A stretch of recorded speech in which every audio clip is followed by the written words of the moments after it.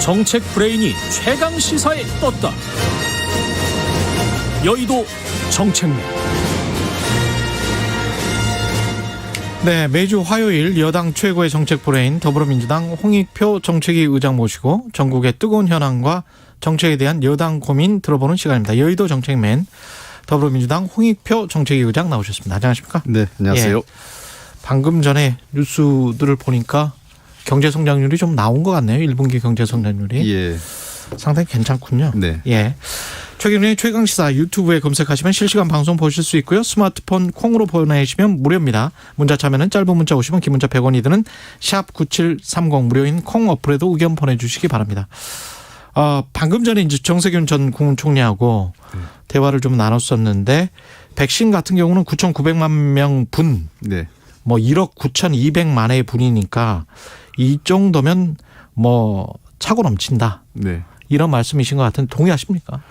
일단 계약상, 예. 계획상으로는 가능한데요. 예. 늘 이제 지금 자꾸 국민들께서 불안해하시는 거는 최근에 이게 그 국제적으로 지금 자국이기 우선주의가 굉장히 횡행하고 있지 않습니까? 그렇죠. 백신을 놓고. 그래서 우리가 계약했던 물량이 진짜 들어올 거냐 하는 그런 의구심을 갖고 계신 것 같아요. 예. 근데 현재로서는 아직까지는 그 계약된 물량이 못 들어온다 이런 어떠한 징후도 없습니다.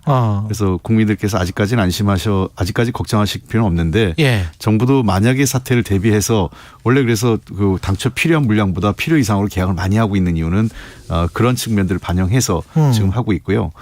또 하나 우리 한국 같은 경우는 저 진단 키트하고 그다음에 치료제 그리고 백신이 위탁 생산하고 있죠. 예. 백신 등을 위탁 생산하는 것 등 해서 국내적으로 이 소위 얘기하는 그 코로나 그 진단에서부터 치료 그다음에 백신까지 모두를 그 생산하고 있는 몇 안 되는 국가 중이기 때문에요. 과도한 불안감보다는 좀 방역 당국의 신뢰를 방역 당국에 대한 이 발표를 예. 좀 신뢰할 필요가 있지 않나 생각을 합니다. 그래서 우선은 4월 달에 300만 명, 그다음에 6월 말까지 이제 전반기죠. 예. 금년 전반기까지 1,200만 명에 대한 백신이 접종이 계획대로 차질 없이 이루어진다면 예. 저는 하반기에는 도리어 그 백신에 대한 물량이 훨씬 더 확보가 용이하지 않을까 생각합니다. 1분기 경제 성장률 제가 말씀을 드려야 될 것 같아서요. 명확하게는 1.6%고 코로나19 이전에 우리 GDP 수준으로 이렇게 되면 회복을 했습니다. 네. 당초에 지난해 IMF가 예상했던 가장 빨리 2019년 말에 GDP로 갈 것 같은 나라 네. 한국을 꼽았었는데 네. 2021년 초가 될 것이다. 그렇게 예상을 했거든요. 예.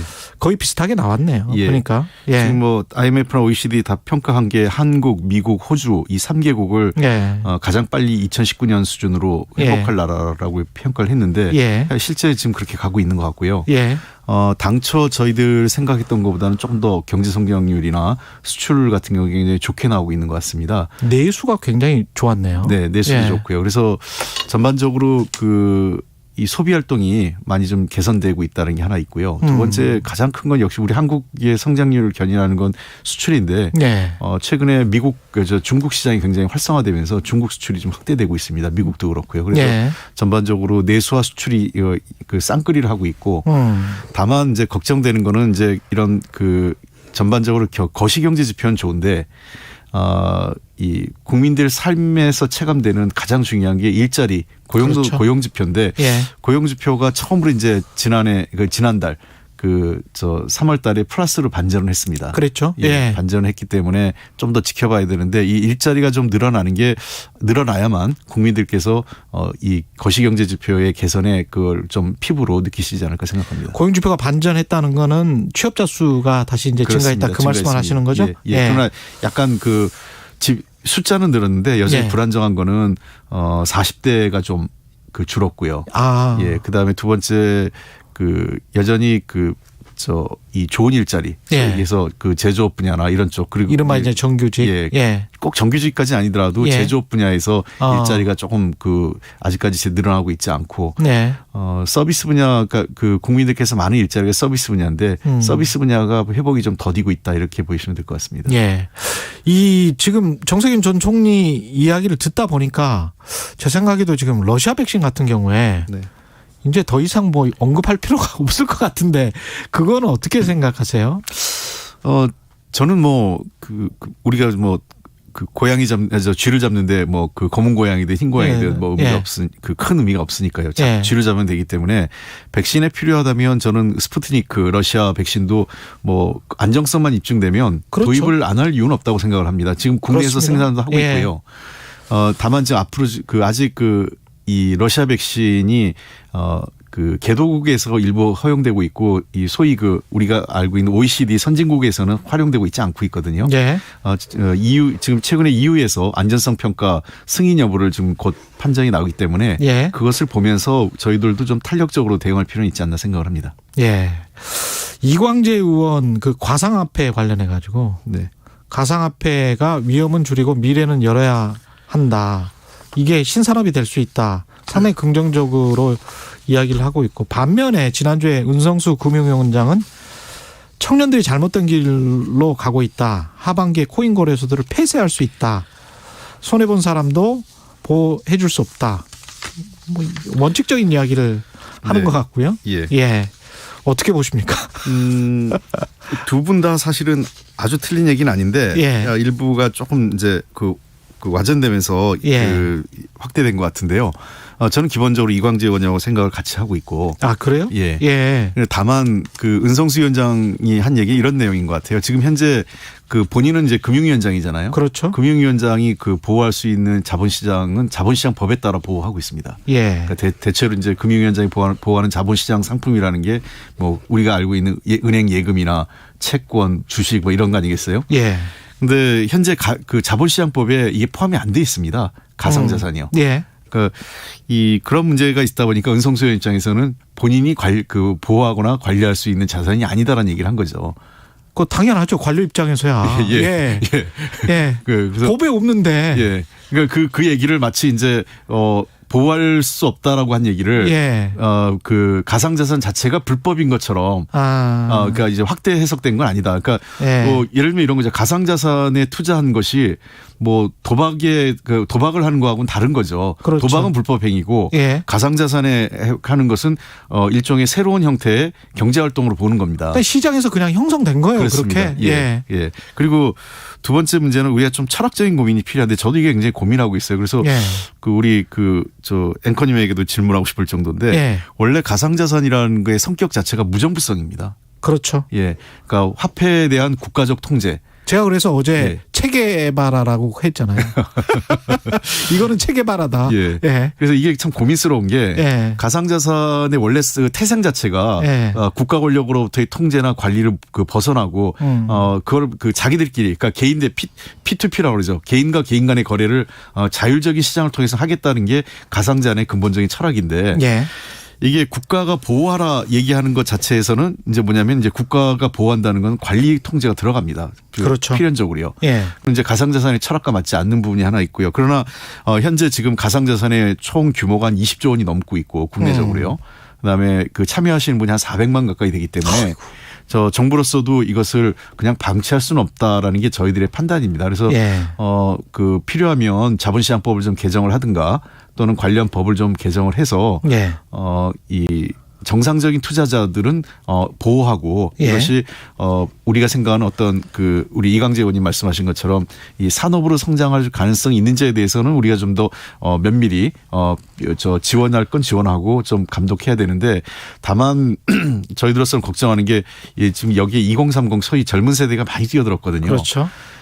이렇게까지 해야 될 수밖에 없는 우리 사회 상황에 대해서는 굉장히 저도 안타깝고 이분들한테 죄송한데 문제는 이게 좀 정상적인 시장의 행태는 아닙니다. 그러니까 하루에 한 뭐 20-30% 급등락이 이루어지고 있거든요. 그렇죠. 시장이. 예. 그러다 보니까 자칫 잘못하면 큰 손실이 있을 우려가 있어서 굉장히 투자하시는 분들 그 소위 가상자산 시장에 참여하시는 분들의 굉장히 고도의 어떤 그 자기 책임성이나 또는 시장에 대한 유의할 시장을 좀 유의해서 참여하시는 게 필요하지 않나 이런 생각 갖고 있습니다.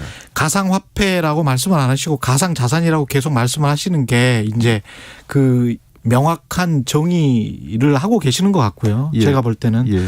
근데 이제 관련해서 이거를 어떻게 해야 될지는 정말 미국이나 다른 나라들의 제도화를 같이 보고 결정하실 수밖에 없을 거는 같아요. 근데 너무 가령 2030의 눈치를 보면서 포퓰리즘으로 간다면 그것도 문제가 되는 게 미국의 금융위기가 일어난 게 MBS 70년대 허가했다가 그게 CDO로 발전하면서 실체가 없는 것에 투자를 하다가 와르르 무너져 버렸거든요. 예. 도미노처럼. 예.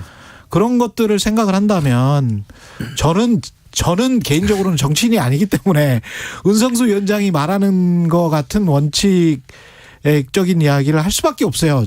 2030 세대들한테는 죄송하지만 예. 예. 그래서 참 이게 조율하기가 쉽지 않을 것 같네요. 예. 뭐 어쨌든 이제 은성수 위원장이 위원장으로서 한 얘기는 그런 부분이 있고 다만 뭐 젊은 친구들한테 뭐 나무라듯이 뭐 가리키듯이 한 부분은 저희들은 좀 적절치 않았다고 보는데 근데 어쨌든 저희들은 고민은 있습니다. 여전히 제가 이 문제는 그 옛날에 그 처음에 2017년 박상기 장관이 한번 법무장관이 말을 해서 문제가 됐을 때도 그 당에 TF를 만들었을 때 TF 팀장을 맡았었어요. 그래서 가상화폐 문제는 제가 쭉 오랫동안 봐왔고 블록체인과 관련돼서도 지금 여러 차례 관련 비공개 세미나도 하고 그때도 사실은 내부적으로 그 외부적으로 막 그 공개적으로 하는 것보다 내부적으로 조용히 회의를 해서 그때 문제가 됐던 게 이제 코인 시장, 그러니까 거래소의 그 해킹 때문에 그때 문제가 됐었던 거거든요. 그 당시에는요. 그래서 그 해킹에 대한 책임성을 거래소의 책임성을 좀 높이는 제도 개선을 했었고 그다음에 실명화라든지 여러 가지 제도 개선을 했었긴 했는데 이번에도 저는 아까 앵커님 말씀하신 것처럼 우리 혼자 그 가상자산의 시장은 한 나라가 어떻게 좌지우지할 수 있는 게 아니기 때문에 주요 국가들, 그러니까 G20 정도 국가들 간의 컨센서스를 바탕으로 국제적인 규범이 만들어지는 게 필요하다. 근데 다만 단기적으로 그 사기나 불법 행위 같은 것들이 좀 일부 있기 때문에 그런 부분은 경찰이나 수사 당국이 좀 해서 조기에 그런 부분은 제거해내서 일반적인 투자자들이 피해를 보는 것은 빠르게 좀 예방해야 되지 않느냐 이렇게 생각을 하고 있습니다. 그거는 사기고 형법으로 충분히 뭐 제어할 수 있는 것이죠. 그렇습니다. 부동산 관련해서 지금 부동산 투기가 오늘 당내에서 공식적으로 출범을 하는데 이 종부세 완화냐 아니면 현존 유지냐 이 여러 가지 이야기들이 오갈 것 같은데 어떤 분위기입니까 지금? 아직 뭐 종부세는 뭐 현재로서는 조금 더 이 엄격하게 다뤄야 된다는 입장이 좀 강하고요. 당내에서. 그리고 다만 또 다루더라도 이건 매우 후순이다라는 생각. 후순이다.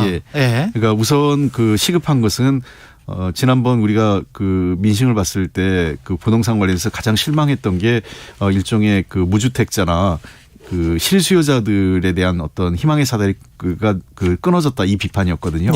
그래서 대체로 지금 사실은 이제 금융위하고 어느 정도 협의한 내용이 있습니다. 당 정책위에서요. 그래서 무주택자하고 실수요자에 대해서 약간의 이 대출 규제를 포함해서 자격 조건 등 이런 걸 좀 완화해 주는 방안에 대해서는 조만간에 저희가 빠른 시일 내에 발표할 수 있을 것 같아요. 5월 중순 전까지는 늦어도 5월 중순 전에는 저는 가능하다고 보고요. 이제 새로운 당 지도부가 생기고 빨리 협의해서 발표가 될 수 있다 이렇게 봅니다. 그다음에 두 번째 해야 될 것은 아마 이 1주택자들의 세부담이 그러니까 중산층과 서민이죠. 고가주택 말고요. 급격히 오른 부분이 있거든요. 그래서 그 부분에 대해서는 약간의 저희가 세율 조정이나 이런 게 필요하지 않을까 생각을 합니다. 왜냐하면 6월 1일부터 세금이 지금 재산세가 부과되기 때문에 맞습니다. 그 전에 지방세법 등을 좀 개정할 수 있으면 해서 조금 완화할 필요가 있지 않나 그래서 그런 부분들이 우선적으로 다뤄질 것 같고요. 그다음에 좀 중장기적으로 부동산 특위에서 다뤄질 내용들이 바로 이제 그러면 전반적으로 부동산 과세 체계를 어떻게 할 거냐. 아마 그때 종부세 문제도 논의할 수 있겠죠.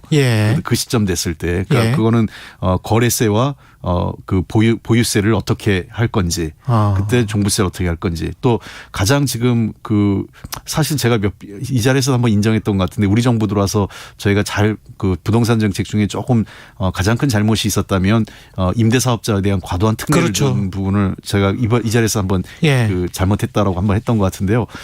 그 부분에 대한 그 임대사업자에 대한 특혜를 그 어떻게 축소 내지는 조정 완전한 폐지는 어렵다 하더라도 좀 축소나 조정할 부분 반드시 있다 생각을 합니다. 그런 부분들 같이 다뤄줘야 되고요. 그 외에도 뭐 후분양제라든지 뭐 등등 여러 가지 개혁 과제들을 이번 기회에 부동산에 대한 특히 주택 시장에 대한 장기 로드맵 정도는 좀 그려져야 되지 않을까 생각을 합니다. 임대사업자에 대한 특혜 관련해서는 그 혜택을 준 그 시점이 있지 않습니까? 2018년 그 시점 이전에 그러니까 그 법이 발령이 되고 발효가 되고 그거를 나 그래서 임대사업자 정부 믿고 했어라는 기존 임대사업자와 앞으로의 임대사업자는 이제 축소를 하기로 했잖아요. 네네. 앞으로 이제 더 이상 특혜를 주지 않기로 그렇죠. 그거는 하기로 했는데 이제 기존 임대사업자의 혜택을 어떻게 할 것이냐 그게 이제 쟁점인데 그렇습니다. 그거는 축소 내지 폐지로 가면 또 반발할 수 있는 세력들이 분명히 나올 거거든요. 그럼 법의 안정성을 또 침해하는 것 아니냐. 뭐 이러면서 또 반발을 할 거란 말이죠. 분명히. 그때도 그랬었고 어떻게 생각하세요? 하여간 그게 이제 우리가 좀 고민하는 문제인데요. 이번에 부동산 관련된 문제에 대해서는 저는 큰 틀에 보면 두 가지 요구라고 요구가 국민들에게 있다고 봅니다. 하나는 지난번에도 얘기했지만 부동산 시장이 장기적으로 하향 안정화돼야 된다. 라는 게 분명한 요구고요. 지금 집값이 너무 올랐다 이렇게 판단하고 계신 것 같습니다.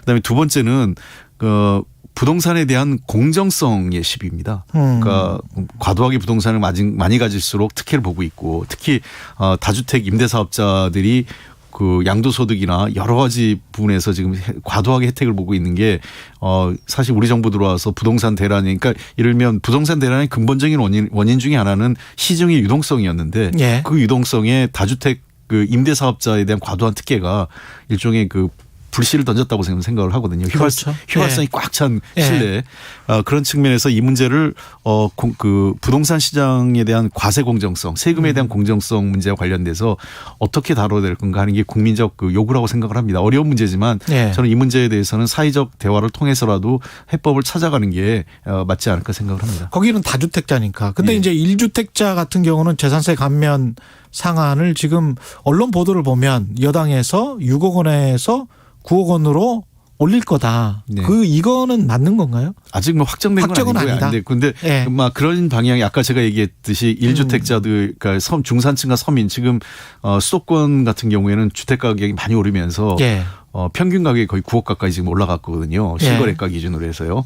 그래서 그 지금 저희들로서는 조금은 그 부분은 좀 세율 조정이 필요하지 않느냐 하는 그런 공감대는 있습니다만 아마 부동산 특위에서 포괄적인 논의가 있지 않을까 생각을 합니다. 계속 이렇게 돈이 많이 풀려 있는 상황에서 수도권 집값이 뭐 어떤 발언 하나 때문에 또는 시장 선거 이후에 조금 좀 완화적인 시장이 들어서서 뭐 이런 어떤 기대감 때문에 무엇 때문인지는 모르겠습니다만은 정부에서 다른 시그널 금융 쪽으로 이게 금리가 인플레이션도 지금 사실은 경제 성장률 굉장히 높게 나오고 이런 상황이기 때문에 인플레이션도 걱정하면서 금리를 생각을 안 할 수가 없을 것 같거든요. 부동산 가격과 관련해서. 마지막으로 어떻게 생각하십니까? 여러 가지 고민이 있는데요. 아직까지 인플레를 걱정할 상황은 아니라고 봅니다. 전반적으로 그 뭐 인플레가 어느 정도 적당하냐를 놓고 뭐 이견이 있을 수 있겠지만 그동안 한국은 사실 디플레 상황에 좀 가까웠었고요. 그래서 약간의 인플레는 불가피한 면이 있다. 도리어 경제 긍정적인 효과로 있다고 보는데 금리가 지금 굉장히 낮은 상태로 꽤 오래 유지됐거든요. 결국은 부동산 시장과 가장 저희가 여러 통계치를 봤는데 부동산 시장 안정의 가장 핵심적인 변수가 금리더라고요. 그렇죠. 그 주택 공급보다. 그래서 그런 측면에서 금리를 조금 인상해야 한다는 시각도 있지만 그 경우에 이제 그 부담이 될 이제 실물 경제 분야. 그렇죠. 제조업이나 또는 자영업 소상공인들이 부채가 많기 때문에. 부채가 많기 때문에 특히 코로나19 부채가 많이 들었거든요. 그렇죠. 아시다시피 1,700조에 달하는 가계부채도 있기 때문에 자칫 그 부동산을 잡겠다고 해서 이 가계부채 문제에 어떤 부정적인 그 영향을 줄까 하는 것이 정책 운영 당국에서 가장 고민스러운 부분입니다. 이거 하나만 더요. 그 공석인 법사위원장 네. 목요일에 선출하는데 그냥 하시는 겁니까? 야당에서는 굉장히 반발하는데. 이거는 뭐 우리 당으로서는 네. 양보할 수 없는 원칙입니다. 양보할 수 없는 원칙이다. 알겠습니다. 말씀 감사하고요. 여의도 정책맨 더불어민주당 홍익표 정책위 의장이었습니다. 고맙습니다. 네, 감사합니다. 공정, 공익, 그리고 균형.